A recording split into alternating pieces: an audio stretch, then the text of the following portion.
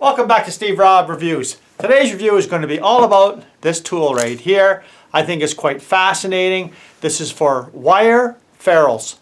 And I got a whole bunch on the bench here, insulated and uninsulated. That's how they come. I'm going to show you how I'm going to use them in the future. And maybe, you know what, this tool could come in handy for you and your projects that you do around your shop.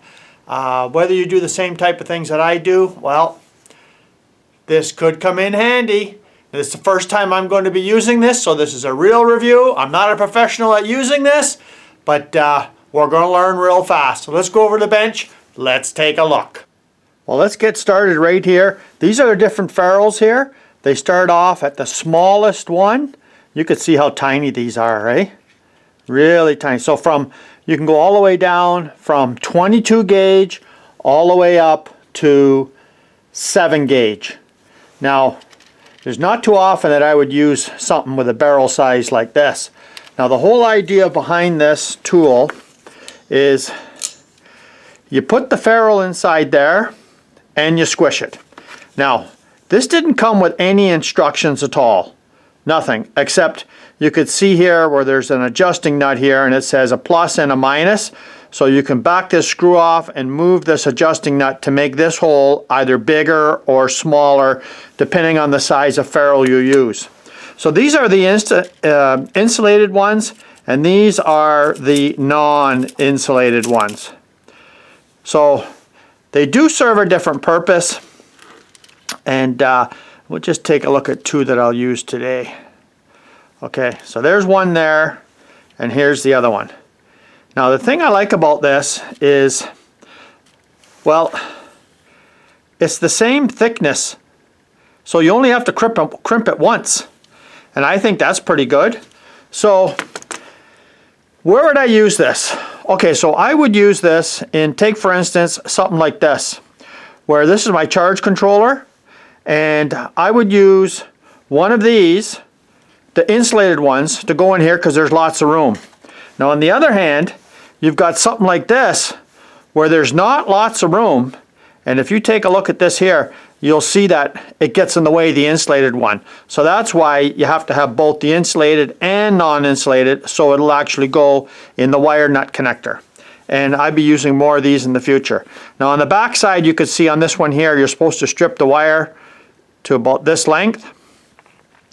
And you could see here, once you strip the wire off, yeah, that's the perfect length for here, right? Now, even if you go, take for instance, we strip the wire longer, well, you can still just cut the end off, right? Okay, so let's get to it right here, and let's just strip some wires, and we'll just strip a couple of lengths here. Very simple to do. Okay. So you just strip the wire down, twist it a bit. Okay, so we'll put the, now this is 16 gauge, so of course you make the wire fit to whichever one you're using, right? So this one here actually does look like maybe a little on the big side. Okay, so we'll put this one back and we'll go down to the next size, smaller.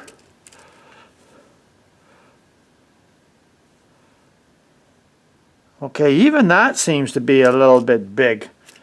We'll go down to the next size.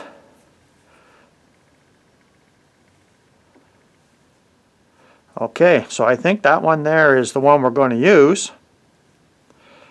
And you can see the wire is a little bit bigger than what it's supposed to be.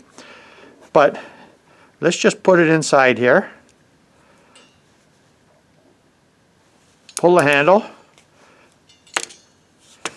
And there you go right there. So what is the purpose of these? Well, I'll tell you, a lot of times when you're trying to use, say, a wire nut connector, so let's just see if this will actually fit in here. Okay, it will, but you know what you got to do? Is you got to trim the end of the wire first. So we'll trim this one down. Okay, so I'll be using these with the wire nut connectors. Fits right in there. Latches on, great. Now, if I didn't put the ferrule on there, usually what I do in the past is I would solder this wire because when you put it in this type of connector and you lower the lever down, well, the wires over time will spread out and, you know, not get a good connection, and they'll loosen up. Same as here. It will loosen up over time. So let's just do the same thing to this end, and let's see if this connector here is too big. That seems okay. Now, could I go down to the smaller one? I don't think so. It looks pretty close right there. So let's just crimp this one on here.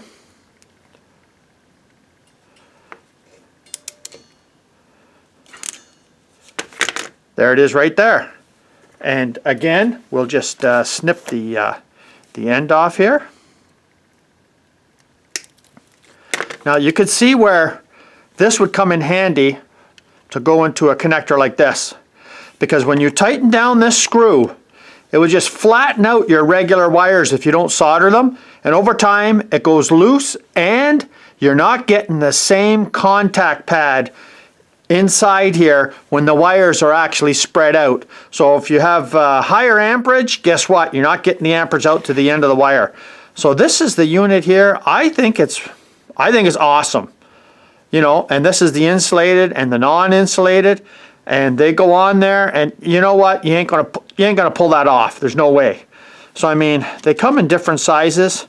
This one here, yeah, I would say these ones here look like about a number 10. So I mean, a lot of times when you're working with solid wire, well, you don't have to worry about it. With the stranded wire, this is going to come in real handy. Now, as for the adjustment here, well, of course you could see you're going to have to adjust it if you're starting to use ones like this big, right? I mean, I don't know. So far, it's been working great. You squeeze it down, and it automatically releases when you get to the end. And I think that is just awesome. So I think this is a real game changer for me. I think this is just fantastic for the little projects that I do.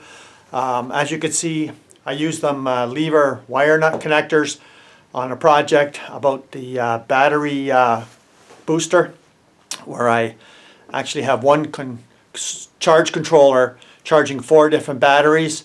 I'll put a link at the end here and down below if you want to see that video. But I think this is awesome.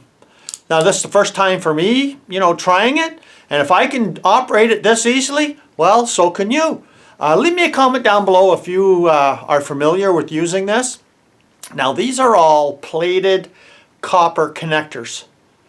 So that's one that I chose. They're not expensive. I got this and the insulated connectors in a kit for $22, and the uninsulated ones were $14. So thanks for joining me here today. If you haven't seen this channel before, you're welcome to subscribe. Come back again and see some interesting things like this that I show every week. Cheers.